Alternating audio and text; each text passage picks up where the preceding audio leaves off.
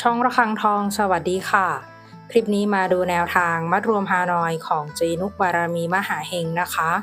ฉบับนี้เป็นแนวทางประจำวันที่ 23 ธันวาคม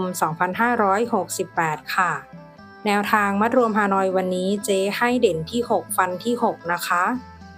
63 64 65ตัวเน้น62ชุด3ตัว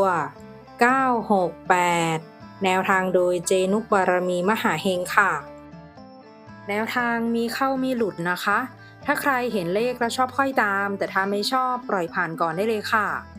ฝากกดไลค์กดแชร์กดติดตามพร้อมกดกระดิ่งแจ้งเตือน